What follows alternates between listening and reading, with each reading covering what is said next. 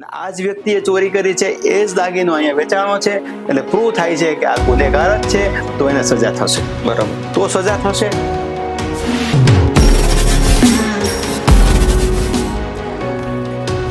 એમની અંદર એફિડેવિટમાં એક જ હોય કે સહી એમની જ છે, એક વેરીફાઈ કરવાની હોય છે, એક નાની એવી રેવન્યુ ટિકિટ હોય છે 1 રૂપિયા વાળી, એમની પર સાઇન લેવાની હોય છે, એટલે એફિડેવિટ ફાઇનલ થાય છે.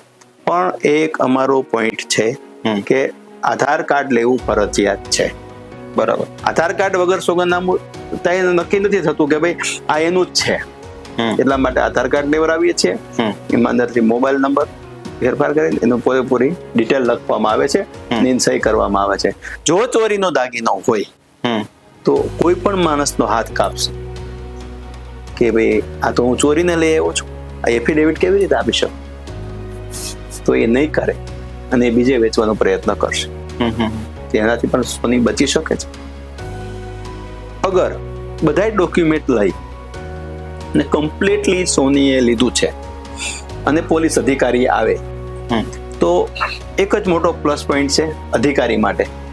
અધિકારી છે ને એ ચોરને સજા આપી શકતો નથી. અધિકારીને એવું મનમાં હોય છે કે આવાને સજા મળે ને તો બીજી વાર ચોરી ના કરે. તો અમારે સજા આપવાનો અધિકાર એને નથી. ન્યાયાલય તો એને એ ચોરી ક્યારે થાય કે કોઈ ના હોય ત્યારે, તો એની પાસે સાબુતી બી ન હોય કે આને ચોરી કરી છે, એટલે તો ખોટું બોલી નીકળી જવાનો, તરત જામીન થઈ જવાના છે. પણ ત્યારે એની અંદર પ્લસ પોઈન્ટ એ છે કે સોનીને જે એફિડેવિટ નામું આપ્યું હોય છે એમની કોપી લઈ અને સોનીનું નિવેદન લઈ કોર્ટમાં મૂકે કે આમણે સોનીને છેતરા છે અને જેને અહીંયાથી ચોરી કરી છે એમને બી કર્યું છે. બરાબર. એટલે સોની એમાં ગુનેગાર નથી, એને આધાર પુરાવા સાથે લીધું છે, એનું નિવેદન છે, અને આ જ વ્યક્તિએ ચોરી કરી છે, એ જ દાગીનો અહીંયા વેચાણો છે, એટલે પ્રૂવ થાય છે કે આ ગુનેગાર જ છે, તો એને સજા થશે. બરાબર. તો સજા થશે.